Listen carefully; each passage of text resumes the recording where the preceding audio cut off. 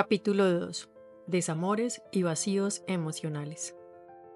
Antes de comenzar con este tema, comparto los siguientes párrafos de Discovering the Inner Mother, de Bethany Webster.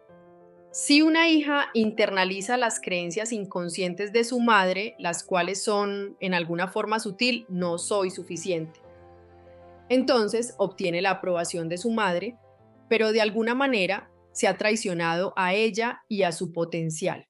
Sin embargo, si ella no internaliza las creencias inconscientes maternas de sus propias limitaciones, sino que afirma su propio poder y potencial, está consciente de que su madre puede ver esto como un rechazo personal. La hija no quiere arriesgarse a perder el amor y la aprobación de la madre, así que internalizar estas creencias limitantes es una forma de lealtad y de sobrevivencia emocional para la hija. Puede sentirse peligroso para una mujer actualizar su propio potencial porque puede significar alguna forma de rechazo de su madre.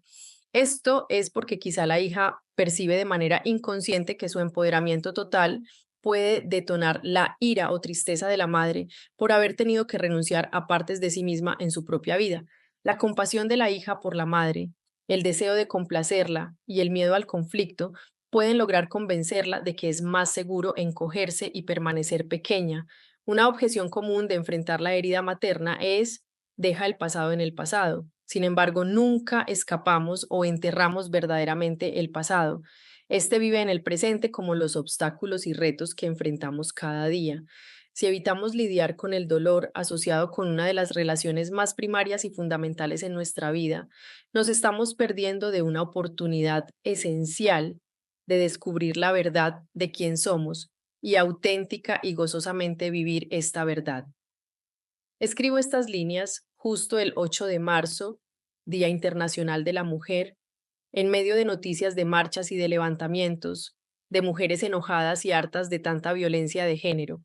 Y al ir escuchando las noticias, me vienen a la mente muchas de las historias de las mujeres que toman mis talleres, en las cuales por lo general hay un padre ausente, física o emocionalmente, y una madre que trae cargando desde generaciones atrás historias de abandono, maltrato, desamor, sumisión, enojo reprimido y mucho de este hacia su propio género, sentimientos que de manera inconsciente pasa a sus hijas, perpetuando esa profunda herida en el colectivo femenino. Las hijas absorbemos este dolor y muchas de nosotras, desde pequeñas, nos identificamos profundamente con esta herida de nuestro linaje femenino. Otras, como fue mi caso, nos rebelamos ante ese supuesto destino y elegimos cargar con el estigma de malas mujeres, malas hijas, ante la opción de repetir la historia conocida del dolor de la madre, abuelas y bisabuelas. Con los años y con mucho trabajo interno pude borrar de mi mente ese programa materno de la historia de que las mujeres somos víctimas y que los hombres son los malos del cuento. Este mensaje lo mamé literalmente desde que era muy pequeña, escuchando una y otra vez todas esas historias de las mujeres de mi clan. Aunque era niña, no pude y quizá no quise evitar escuchar a mi madre, sus amigas, en general a las mujeres adultas a mi alrededor, quejarse amargamente de sus maridos y culparlos por cualquier cosa que estuviese mal en su vida. Y sin embargo, no sé si por mi temperamento más activo y fuerte o porque, como he contado antes, debido a esa sensación de nunca poder ser suficiente a los ojos de mi madre, tomé partido energéticamente por mi padre y me convertí en su defensora, al menos dentro de mí, ya que no era algo que pudiese decir a nadie. Y cuando pienso en esas mujeres de mi infancia y muchas más, incluyéndome a mí misma, me percato de esta sensación compartida entre muchas de nosotras: somos las buenas, las que sí sabemos amar. Mujeres que aman demasiado, demasiado mal. Nació durante un programa de radio con Marta de Bail, en el cual hablábamos del muy famoso libro de Robin Norwood, Mujeres que aman demasiado. A final del programa, como siempre, Marta me preguntó si tenía algún taller en puerta y anuncié el que daba entonces sobre la codependencia, al cual simplemente llamaba Grupo de Sanación para Mujeres. Y de pronto se me ocurrió agregar dos palabras: demasiado mal, al nombre de ese libro, y a partir de entonces así se llamaron estos grupos. Hasta el día de hoy sigo impartiendo este taller como uno de los fuertes en la sanación de la codependencia. En realidad, cuando pienso en ese título, me queda claro que lo que sentimos desde esta herida infantil no tiene nada que ver con amar, pero sí con nuestros vacíos internos y la parte infantil que en su momento desarrolló una serie de estrategias desde la necesidad de obtener amor, afecto, aprobación y todo aquello que cualquier niña o niño necesita para desarrollarse en todos los aspectos. A pesar de todo el dolor e insatisfacción que acarrea, amar demasiado es una experiencia tan común para muchas mujeres que casi creemos que así es como deben de ser las relaciones de pareja. La mayoría de nosotras hemos amado demasiado por lo menos una vez y para muchas ha sido un tema recurrente en su vida. Algunas nos hemos obsesionado tanto con nuestra pareja y nuestra relación que apenas podemos funcionar como personas. Aunque los hombres también pueden amar demasiado, ya que también hay algunos que desarrollan la obsesión con las relaciones con tanto fervor como podría hacerlo una mujer, la mayoría de los hombres que han sido dañados emocionalmente en la niñez no desarrollan este mismo patrón de adicción a las relaciones. Debido a sus condicionamientos sociales, el hombre tiende a buscar la satisfacción y el alivio al dolor mediante objetivos más externos, más impersonales. Así es que mientras las mujeres nos obsesionamos con las relaciones amorosas, ellos se obsesionan con sus logros, trabajo, desempeño, deportes, hobbies, etcétera. Para quienes no hayan leído el libro de Robin Norwood o aún para quienes ya lo leímos, estos puntos siguientes nos pueden dar una idea muy clara de la distorsión acerca del amor con la que muchas mujeres crecemos y vivimos, probablemente heredada de los condicionamientos cargados de generación en generación por las mujeres de nuestra familia y por supuesto del entorno, que nos ha contaminado por años a través de revistas, novelas y ahora a través de las redes sociales con ideas totalmente erróneas acerca de lo que en realidad significa amar. Amar demasiado, del libro Mujeres que aman demasiado, de Robin Norwood. Cuando estar enamorada significa sufrir, estamos amando demasiado.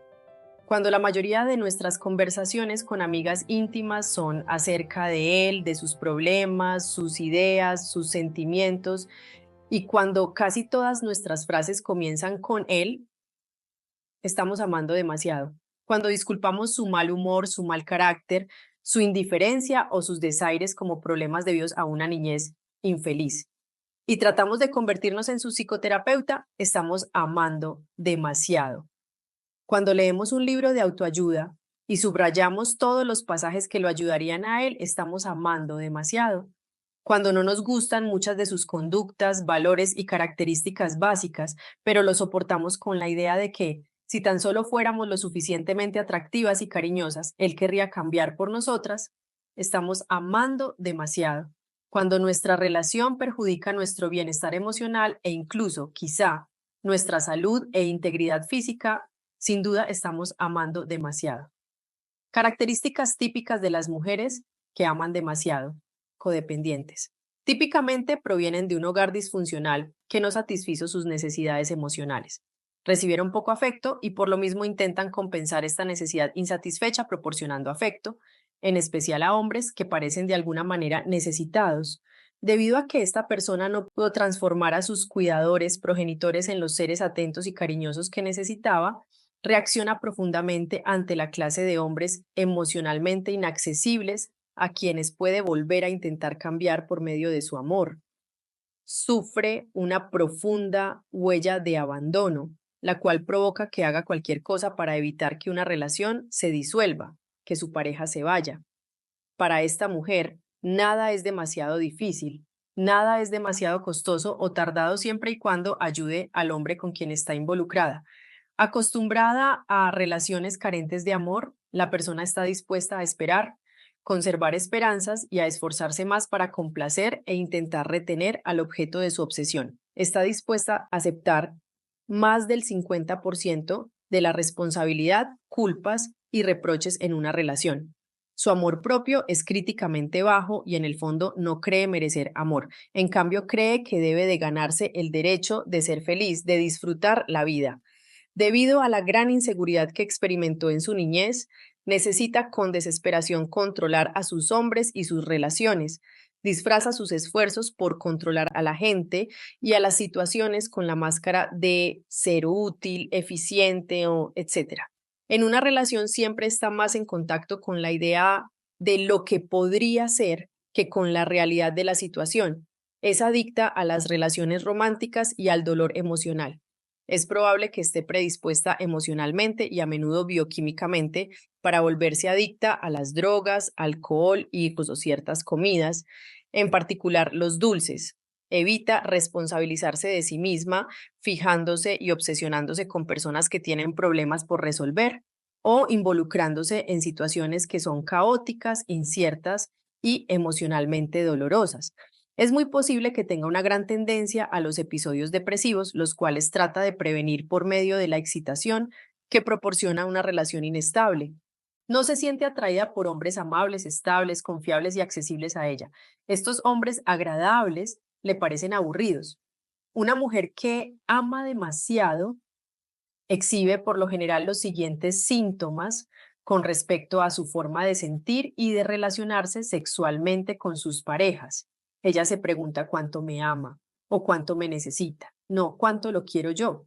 La mayoría de sus interacciones sexuales están motivadas por cómo hacer que me quiera o necesite más. Su impulso de entregarse sexualmente a otra persona a quien percibe como necesitado apunta principalmente a la gratificación de la otra persona y no a la de ella.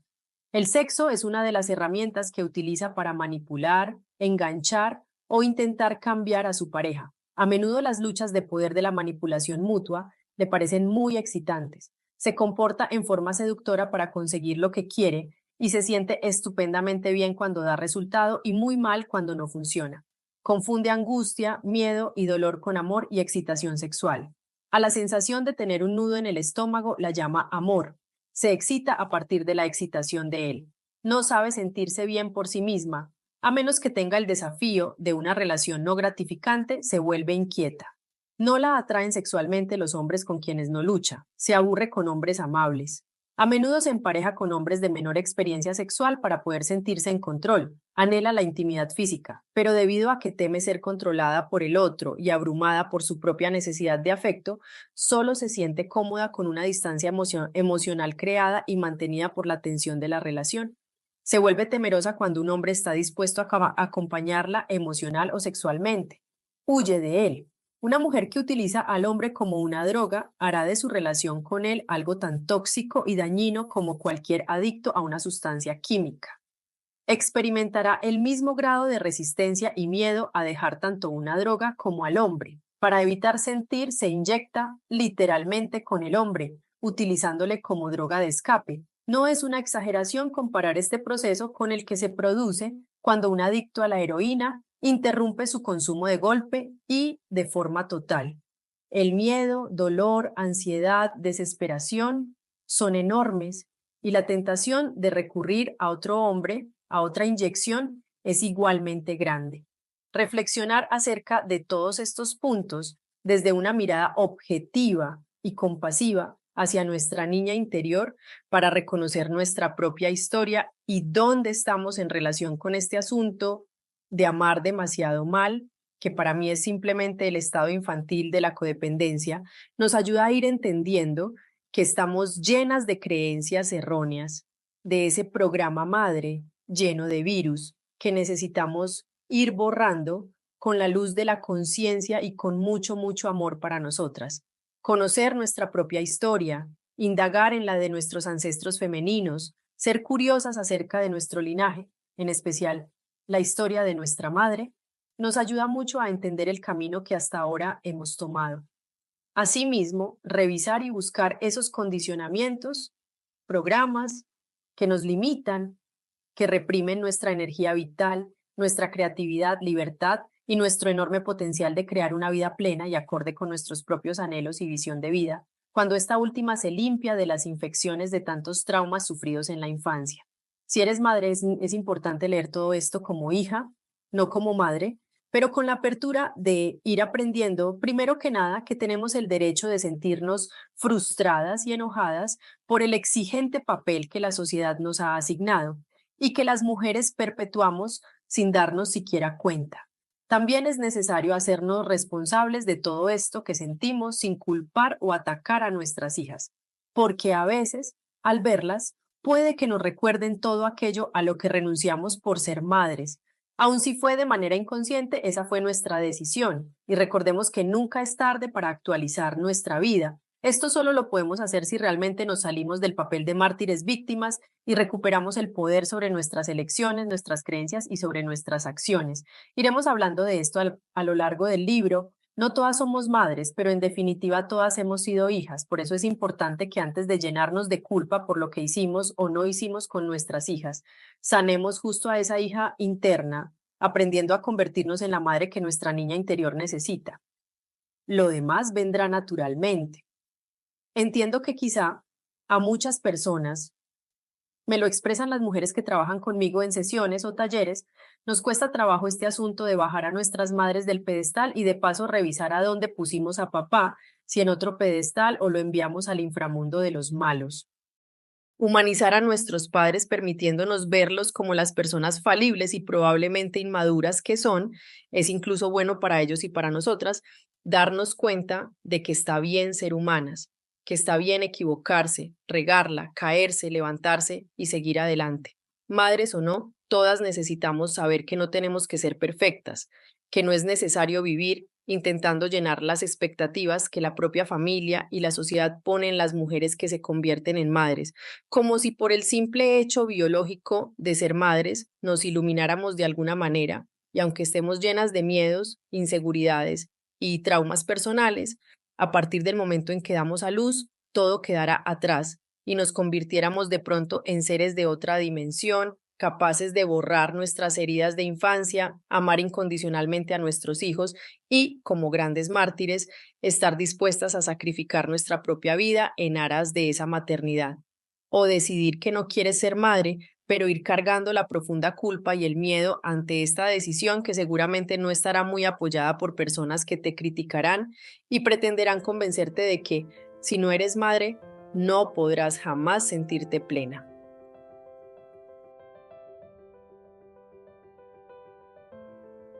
Aceptar la imperfección. ¿Por qué me hago esto a mí misma?, preguntaba una mujer que quería bajar de peso. Fui a mi grupo de apoyo sintiéndome culpable y avergonzada porque me comí media galleta que no estaba incluida en mi dieta. Descubrí que todo mundo hace un poco de trampa y algunos hacen muchas trampas. Me sentía tan avergonzada antes de llegar al grupo como si fuera la única que no estuviera haciendo la dieta al dedillo. Ahora sé que estoy llevando la dieta tan bien como la mayoría y mejor que algunos. ¿Por qué nos hacemos esto a nosotros mismos? No estoy hablando estrictamente de dietas, estoy hablando acerca de la vida. ¿Por qué nos castigamos a nosotros mismos pensando que somos inferiores mientras que otros son perfectos, ya sea en cuanto a nuestras relaciones, recuperación o una tarea específica, ya sea que nos estemos juzgando a nosotros mismos o a los demás? Son las dos caras de una misma moneda, la perfección. Ninguna de las dos expectativas es válida. Es mucho más apropiado y beneficioso decirnos a nosotros mismos que está bien ser lo que somos y que lo que estamos haciendo está bien. Eso no significa que no cometamos errores que necesitemos corregir. No significa que no nos desviemos del camino de vez en cuando. No significa que no podamos mejorar. Significa que con todos nuestros errores y divagaciones, básicamente estamos sobre la ruta. La manera como nos ayudamos a nosotros mismos a permanecer en el camino es alentándonos y aprobándonos. Hoy me amaré a mí mismo y me daré ánimos. Me diré a mí mismo que lo que estoy haciendo está bien y me permitiré disfrutar ese sentimiento. Melody Beattie, el lenguaje del adiós. En mi propia historia de mujer que ama demasiado mal, veo por supuesto la influencia no solo de mi madre, sino de la madre de ella, mi abuela, quien como abuela era divertida y muy cómplice, muy libre. Ella nos llevaba a los ranchos, a la playa, y cuando crecimos y empezamos a ir a fiestas mixtas, era la eterna chaperona. Pero cuando la recuerdo junto a mi abuelo, todo cambia. Se hacía chiquita ante ese hombre formidable y duro. Ante él todos nos cuadrábamos. Siempre tuve la impresión de que esa mujer que parecía no temerle a nada cambiaba radicalmente junto a su marido, como si se volviera una niña. Ella, mi madre, la tía, todas eran mujeres emprendedoras, aparentemente fuertes, unas más que otras, pero por igual se ponían en segundo plano cuando estaban los esposos. El mundo parecía girar en torno a ellos, y por supuesto a los niños nos mandaban al patio a jugar para no molestar al abuelo, al papá o al tío. El mensaje claro que yo recibí fue: las necesidades de los hombres están por encima de las necesidades de las mujeres y las de las niñas y niños, aún más abajo. Claro que había bandos, porque al final esas mujeres no estaban tan contentas. Desde el pasillo las escuchábamos quejarse y hablar pestes de los maridos, seguramente enojadas con razón, pero sin voluntad aparente para cambiar algo de esto.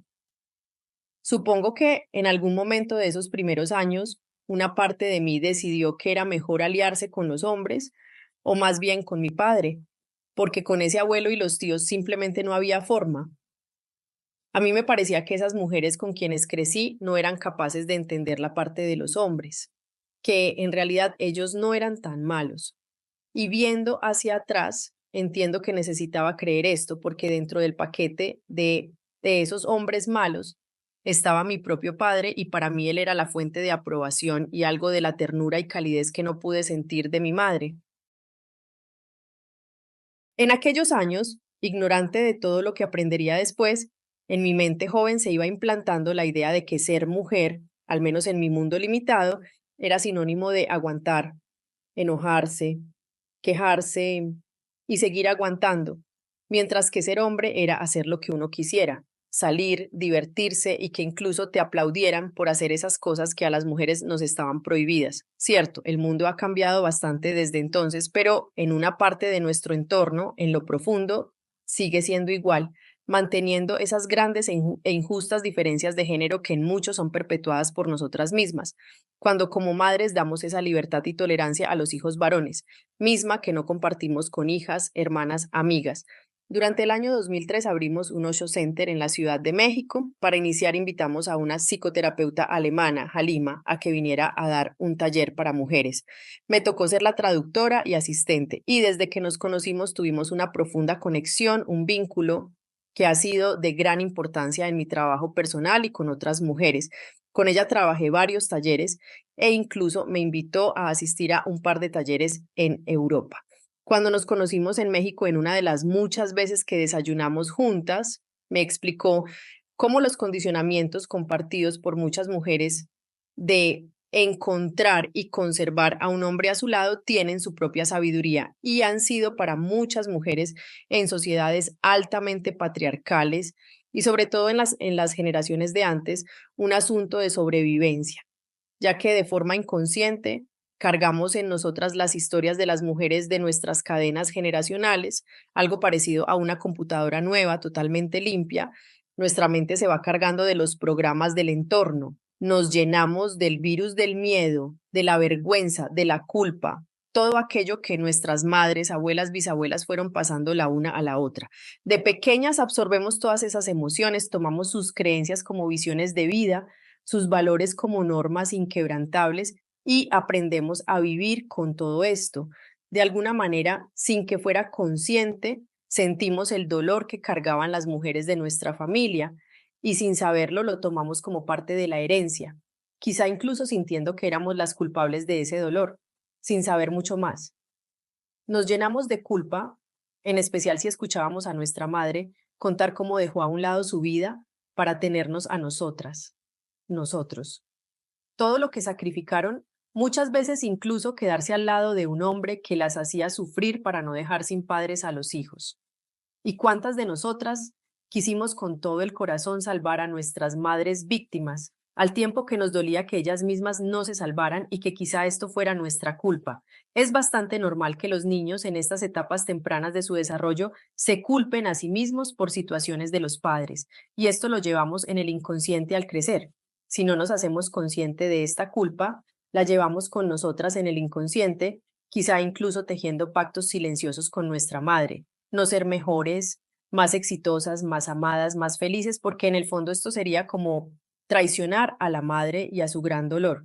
Quizá incluso lleguemos a desarrollar un anhelo casi siempre silencioso de salvar a nuestra madre de su pesada carga. Y en este pacto, muchas mujeres, sin saberlo, vamos tejiendo una vida que no sea mejor que la de la madre, o quizá desde el enojo intentamos romper el patrón y nos vamos al otro extremo pretendiendo ser completamente diferentes a nuestras madres. Pero en el fondo, el programa sigue activo y tarde o temprano nos damos cuenta de que no somos tan diferentes. Es más, quizá a pesar de las aparentes diferencias, la vida nos atrapa en patrones similares, vidas paralelas. Un día despertamos del sueño cuando algo sucede que simbra nuestra vida y nos percatamos de que hay una parte en nosotras que nunca se alejó de la madre y que sigue actuando como si ella estuviese en nuestra cabeza. Y encontramos, quizás si abrimos bien los ojos, que en muchas situaciones somos muy parecidas a ella. Y sus programas, el programa Mamá, sigue dentro de nuestra cabeza, a pesar de, si es el caso, la distancia física o la diferencia aparente de la vida de ambas. No es fácil tocar esta relación tan especial de ser hija y al mismo tiempo reconocer que muchos de los errores que mi madre tuvo conmigo los he repetido con mi hijis. Lo he reconocido sin culpa, nunca me ha sido fácil relacionarme con mi madre. Pienso que somos muy diferentes, pero que hay una parte de ella tan arraigada en mí que frecuentemente el verla a ella es como verme en un espejo inmenso que me refleja aspectos contra los que por años me rebelé y que hoy se manifiestan en mí. Historia de Verónica. A los 35 años, ya casada y con 2 hijos, corté relación de manera pacífica con mis padres, ya no podía más viendo la relación de codependencia y maltratos que entre ellos existe, me di cuenta de que ellos nunca cambiarían su manera de estar juntos y entonces tenía que cambiar yo. Hace casi 5 años de este exilio, una parte de mí se liberó, pero la otra reforzó ese sentimiento de ser una mala hija. Esas 3 palabras hacen que me quiebre, no importa dónde esté, en la oficina, en mi casa, de paseo, en las madrugadas o en cualquier momento que recuerde a mis padres. Mi látigo interior me lo repite. Mala hija por no estar a su lado de manera incondicional, por no darle la razón a mi papá, pese a su violencia y sus celos enfermizos, por no fingir que somos una bonita familia como lo desea mi madre, a costa de mi paz mental, a costa de mi propia familia e incluso de mi propia salud. Llevo varios años lidiando con depresión y ansiedad. Han sido tan severas mis crisis que he pensado hasta en el suicidio. Trabajo un día a la vez para encontrar mi paz y no darme por vencida.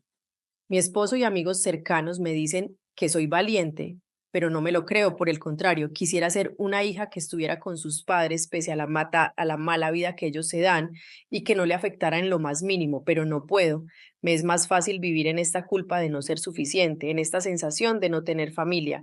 Mis hijos me dicen, ¿y nosotros qué somos? Y tienen razón.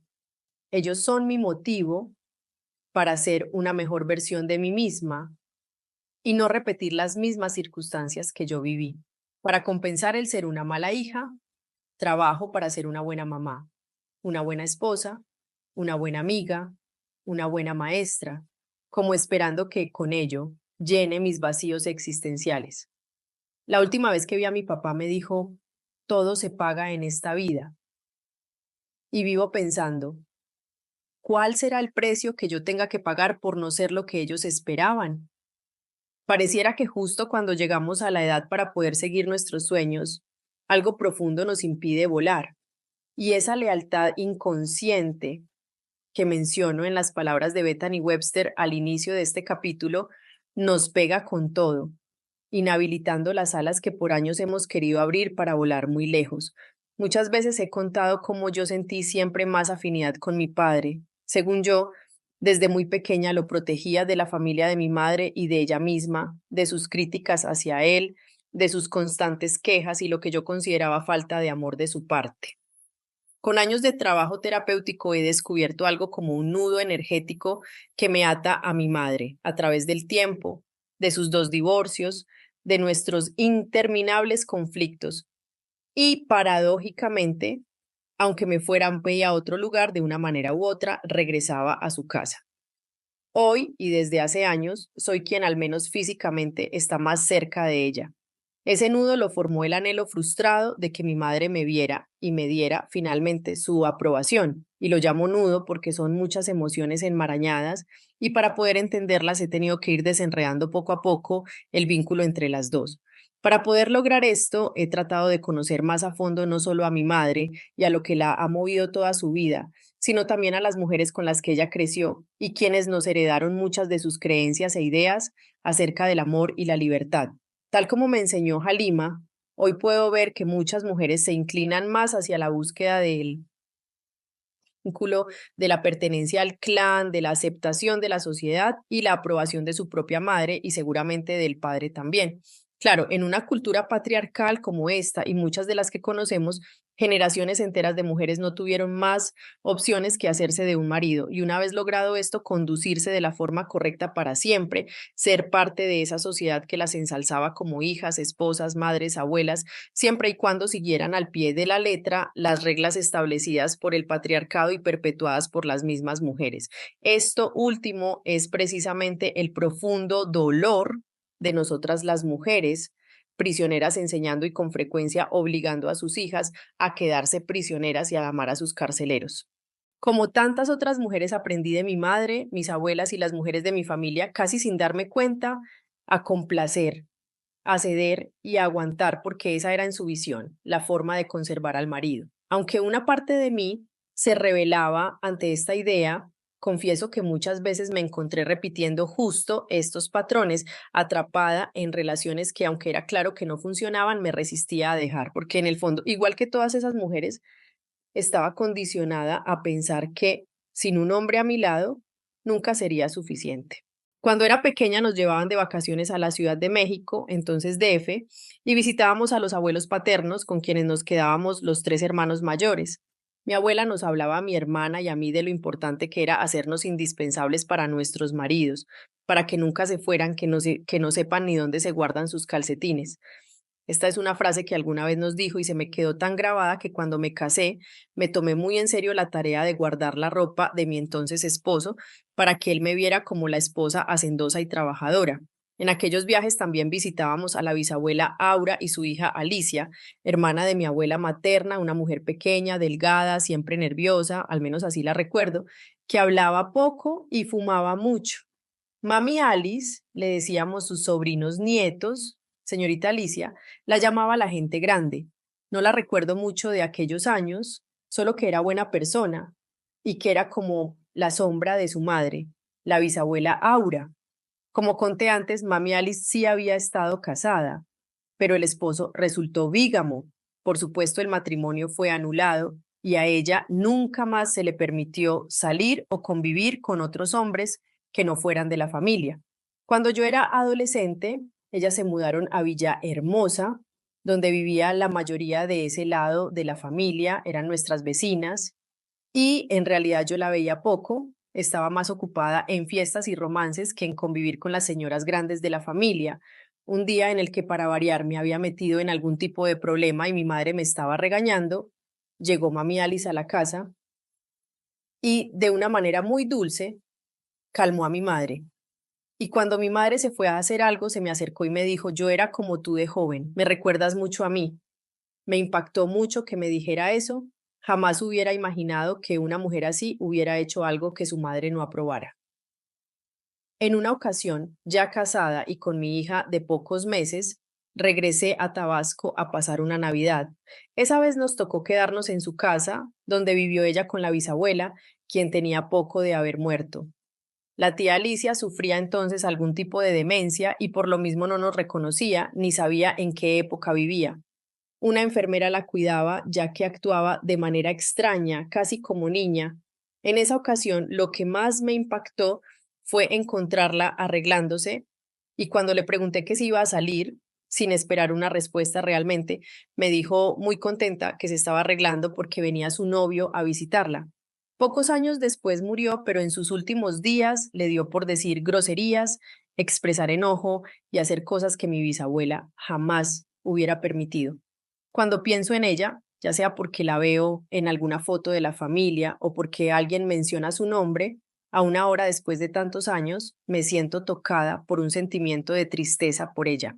Si hoy la tuviese enfrente, le preguntaría muchas cosas. Entre ellas, le pediría que me contara cómo fue para ella que su madre, mi bisabuela, decidiera su vida, resignarse a renunciar a algo más que solo quedarse como dama de compañía de su madre. Y también le pediría me contara de esos tiempos en los que era, como me dijo aquel día, como yo. No sé casi nada de la familia de mi padre, él fue único hijo y bastante desapegado de sus parientes, pero recuerdo a su prima hermana, mucho más joven que mi padre, hija única también, que nunca se casó, fue azafata y después personal administrativo de la misma aerolínea. Alguna vez mi abuela paterna, su tía, me contó que era una hija maravillosa, que había renunciado a casarse ya con anillo y fecha de boda, porque el novio era extranjero y ella hubiese tenido que irse con él a su país abandonando a sus padres. Su padre murió y ella se quedó cuidando a la madre hasta el último momento. Cuando pienso en estas mujeres me pregunto qué sentían ante el hecho de dejar su vida y quedarse con su madre, una obligada, la otra por decisión propia.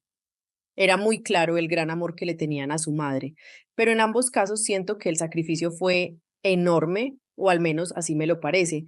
Todos los seres humanos, hombres y mujeres por igual, nacemos con dos profundos anhelos, el amor y la libertad. El primero es acerca de nuestra necesidad de vínculos, de aprobación, de inclusión, de pertenencia. El segundo, la necesidad de autonomía, del derecho de elegir nuestros propios caminos, de separarnos psicológicamente del hogar paterno y crear nuestra propia forma de vida. De estos anhelos hablaré más detenidamente en un próximo capítulo.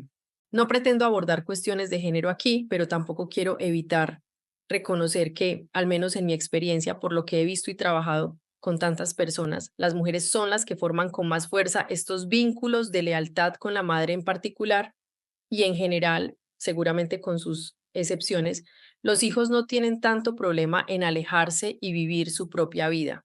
En mi trabajo con estas mujeres puedo ver que lo que las mantiene atrapadas en los roles de buenas hijas son sentimientos como la culpa y el deseo profundo de ser aprobadas por la madre, que va de la mano con el miedo a su rechazo si se atreven a seguir un camino diferente al que la madre aprobaría. ¿Qué pasa dentro de la hija? ¿Cuál es esa lealtad no hablada, no reconocida que nos lleva a asumir papeles que nunca deseamos, que nunca planeamos?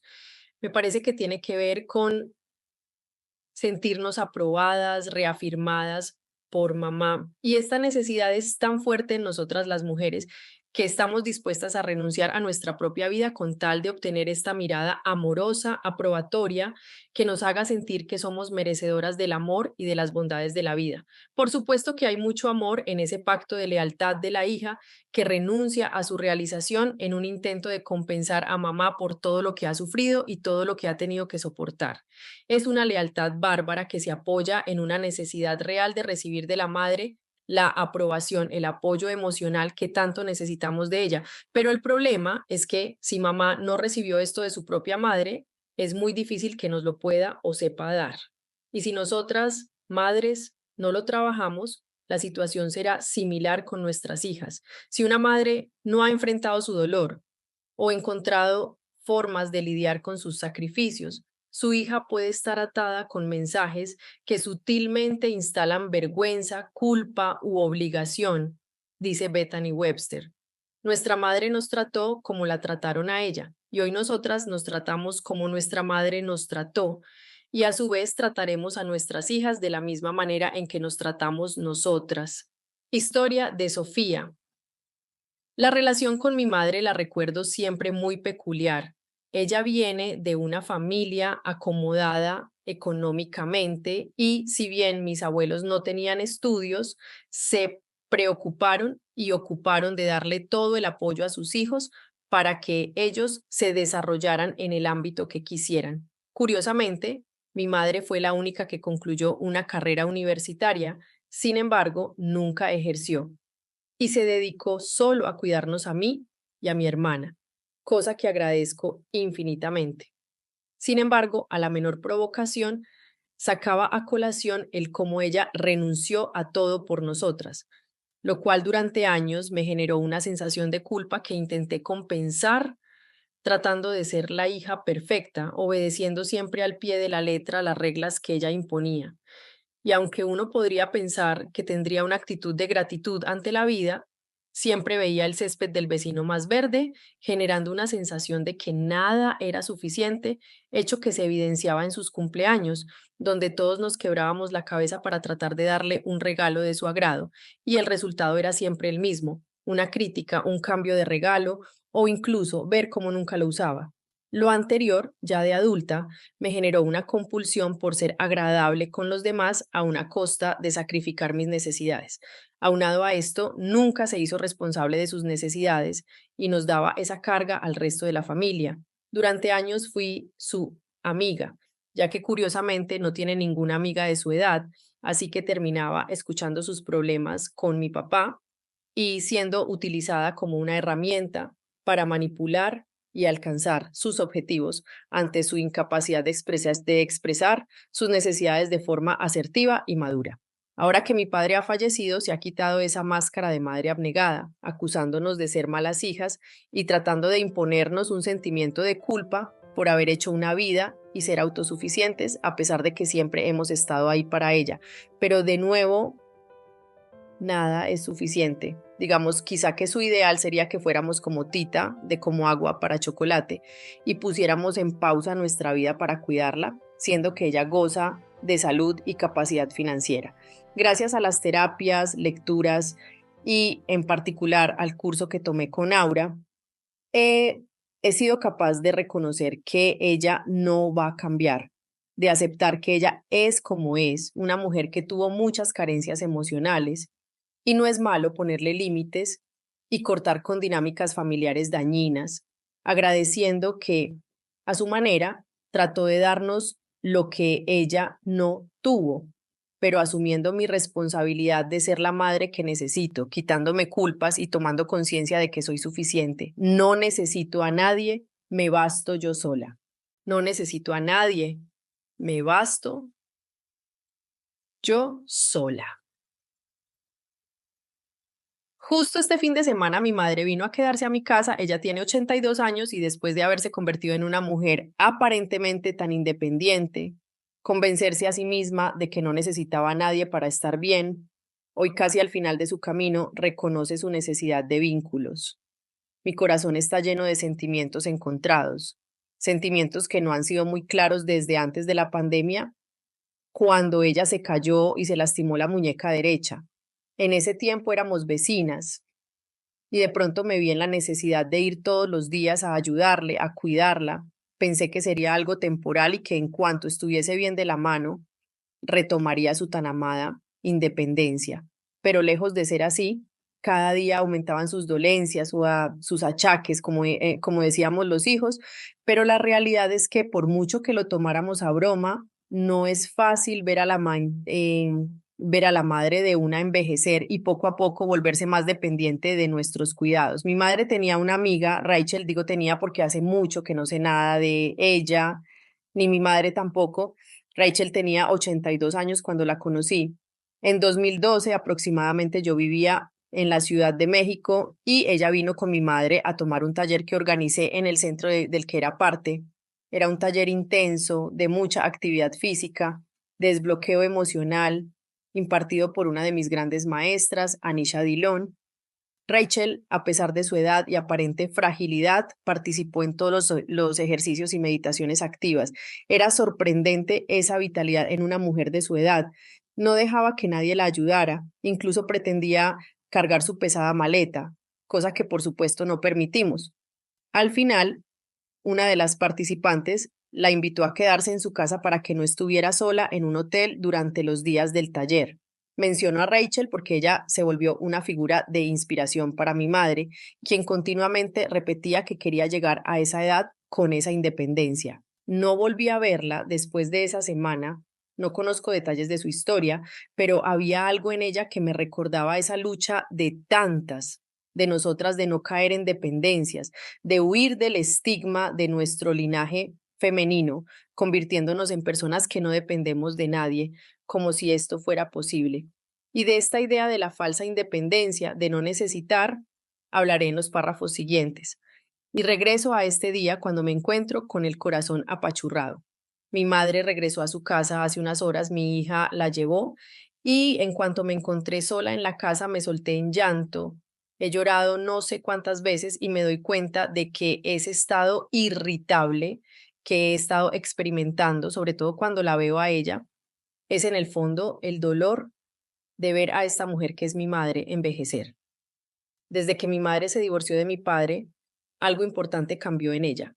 Se paró en sus pies, aprendió a salir adelante con 5 hijos y a vivir su vida de la forma en que ella quería. Al menos de inicio eso parecía, se liberó de muchos estigmas, se cansó de ser la niña buena y rompió con muchas de las reglas que obedeció ciegamente por tanto tiempo. Hoy, viendo en retrospectiva hacia esos años, sigo admirando su arrojo para enfrentar varias veces a su familia, incluyendo al padre que tanto amaba y respetaba, y de quien buscaba más que nada aprobación. Podría decir que permitió que su parte masculina surgiera y se montó en ella como si fuera el caballo alado que la llevaría a su liberación. Bien por esa madre. 4 años más tarde, a mis 19, mi padre la convenció y se casaron de nuevo. Mi hermano mayor y yo fuimos testigos en su boda civil. Esto podría ser el final feliz de una historia de amor, pero la verdad es que poco tiempo después de la boda, los problemas regresaron. Algunos años después, separación y divorcio de nuevo. Para esos años ya casi todos vivíamos en la Ciudad de México y mi madre, quizá inspirada por los 3 hijos más grandes que llevábamos unos años experimentando diferentes formas de crecimiento, se metió de fondo en su propio proceso, terapias, retiros, talleres, todo lo que la pudiese ayudar. Continuaba rompiendo viejos patrones de una crianza con tantas restricciones, reglas, religiosidad extrema, al punto que durante sus años de secundaria y el equivalente de la prepa entonces iba a misa casi diario, se sabía la misa en latín, se confesaba y se rehusaba a dejarse copiar por sus compañeras porque era pecado.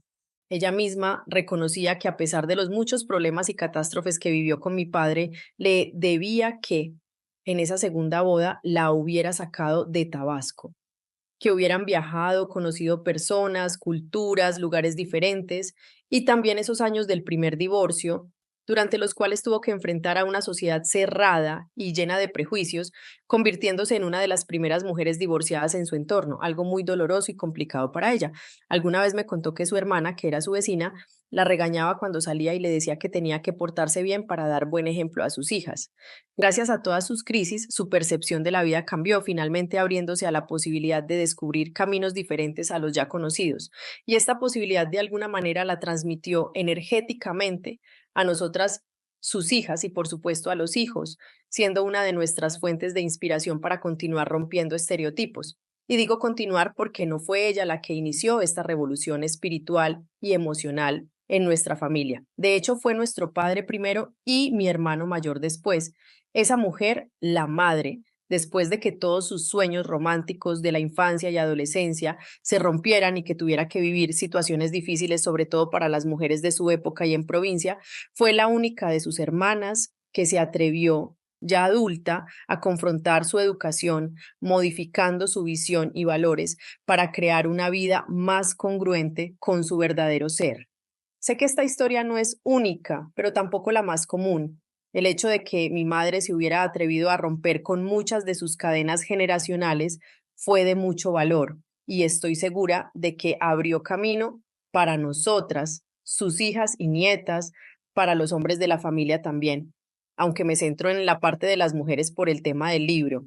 Sin embargo, me es claro por los años de trabajo en sesiones y en talleres con mujeres que este no es el caso para la mayoría. Romper con los condicionamientos de lo que significa ser mujer en las familias implica un distanciamiento de algún tipo, en diferentes grados, con la madre y las mujeres de la familia que hayan decidido quedarse con lo que aprendieron sin confrontar ni romper estigmas. Esto, por supuesto, nunca es fácil para las rebeldes, quienes muchas veces son exiliadas del círculo de mujeres de la familia e incluso de los demás miembros de esta por desafiar el statu quo de la familia y la sociedad en la que viven. Yo lo experimenté de niña y adolescente, siendo la niña problema del clan, pero al final, dentro de mi familia cercana, al salirnos de Tabasco, nos movimos todos del espacio emocional y energético en el cual crecimos, ampliando nuestra visión y el deseo de ir cada vez más profundamente en la búsqueda de nuestra verdad, y esto ha creado profundos lazos entre nosotros, un gran apoyo y respeto a nuestra individualidad. ¿Qué faltó entonces para ella que a mí y a mis hermanas nos toca aprender? Mi madre, quizá no en forma tan consciente como yo, se identificó mucho más con su padre. De hecho, ella siempre trató de demostrarle que era tan inteligente y capaz como cualquier hombre. Estaba muy conectada con el aspecto de la libertad, pero su parte más sensible, vulnerable, simplemente la ignoró. Me atrevo a decir que para no ser como su madre, quien, como ya lo comenté, era muy sumisa con su esposo. En toda esta historia, mi abuela materna, su madre, no aparece. Ella murió un año antes de que mis padres se divorciaran la primera vez. En este trabajo que he hecho, en el cual he indagado acerca de estas mujeres, mi linaje femenino, mi madre no me habla casi de la suya. Ella insiste en que la mandaron muy joven a la Ciudad de México a estudiar y por lo mismo no convivió casi con su madre de chica, es cierto, pero tenía 9 años y los años básicos sí los vivió con ella. Pero no la veo en su vida, le he pedido varias veces que me cuente de su madre y todo lo que recuerda tiene que ver con que era muy buena cocinera, nos hacía esto, lo otro, pero cualquier parte referente a su vínculo más profundo con ella pareciera que nunca existió. Lo que yo traduzco de todo esto es que ella rechazó la forma femenina de mi abuela, y no sin razón, pero no encontró la suya, simplemente se movió hacia su lado masculino y allí se paró.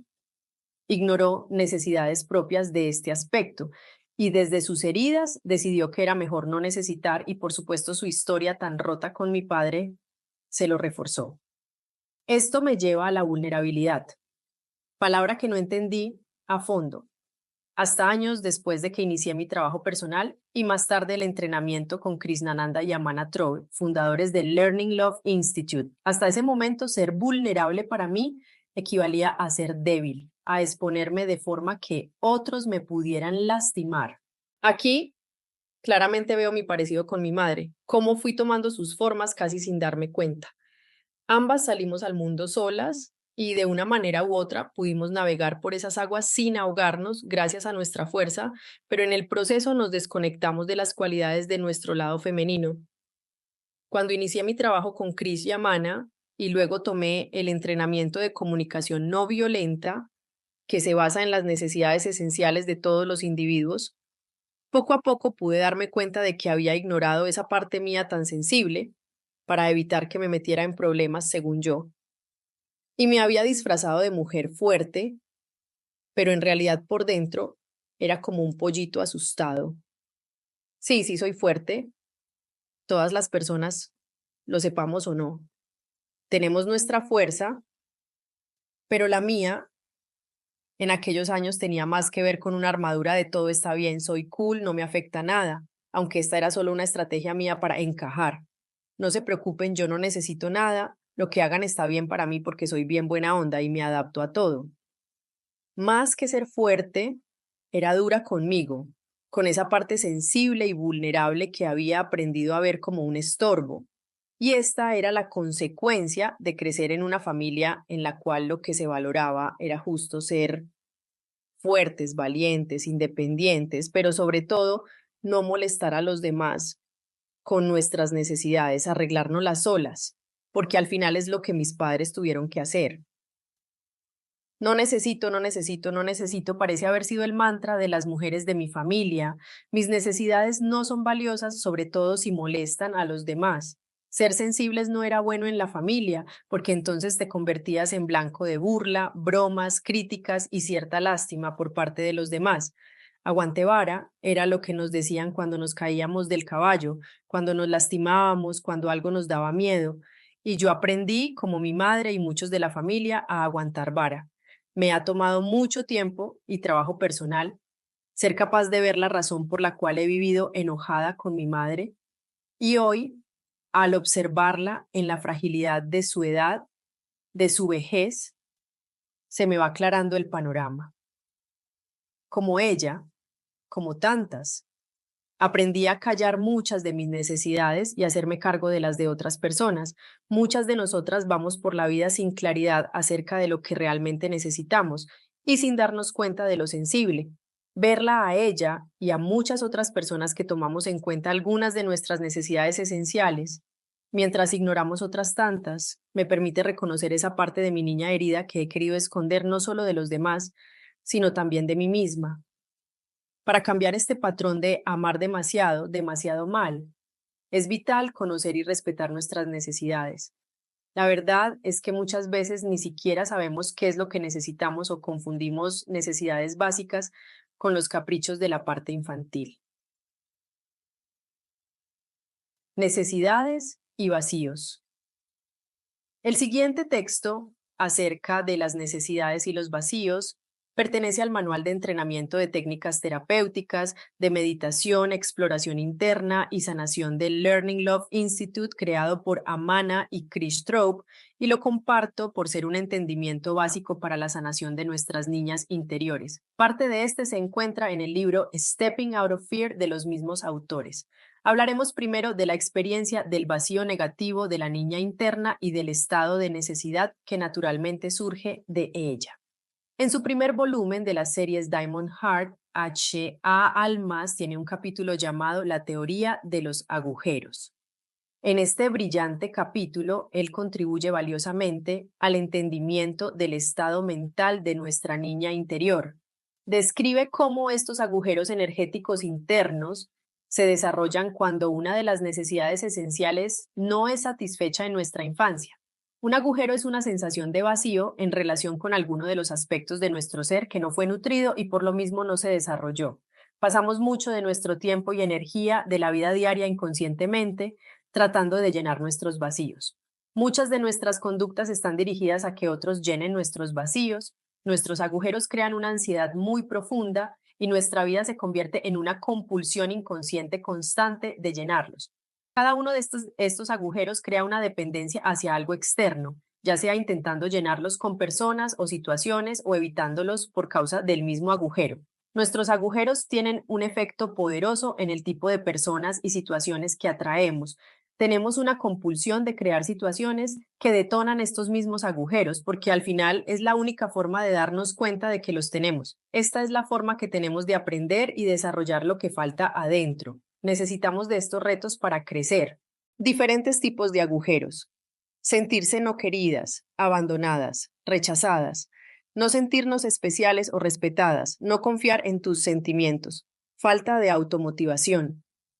Tener miedos profundos de sobrevivencia, tener una necesidad profunda de caricias y cercanía, falta de motivación para aprender, hambre de amor y atención, ser perfeccionista y autocrítica, sentirse tragada y controlada. Las necesidades esenciales. Cuando no tenemos conciencia o entendimiento de nuestros agujeros y de cómo estos afectan nuestra vida, naturalmente sentimos que algo externo tiene que cambiar para nosotros ser felices. Esta es una de las creencias cardinales del ser emocional. Por causa de ese vacío interior, cuando nos identificamos con esta parte de nuestra psique, nos vemos como altamente necesitadas. No es real, es un trance. Y este nos lleva a creer que la vida, la existencia u otras personas tienen que llenar este agujero. Las personas tienen que empezar a tratarnos mejor o darnos más reconocimiento, más amor, más atención, más espacio, y así vamos buscando varias formas de llenar el vacío. O intentamos llenar estos agujeros con cosas que nos hacen sentir mejor, como drogas, alcohol, cosas o diversiones. No podemos imaginar otras formas de terminar con la incomodidad, dolor, ansiedad y miedo que estos agujeros causan. Solo vemos formas del exterior. Pero esto nunca funciona. Este esfuerzo solo crea frustración más profunda. Lo que sí ayuda es empezar a entender estos agujeros, lo que son, de dónde vienen y cómo podemos realmente llenarlos. Para esto tenemos que ver lo que llamamos las necesidades esenciales. Es importante entender que no importa qué tan perfecta fue la forma de nuestros padres de cuidarnos y criarnos, aún así hemos experimentado privación, carencias, dolor, miedo, etc.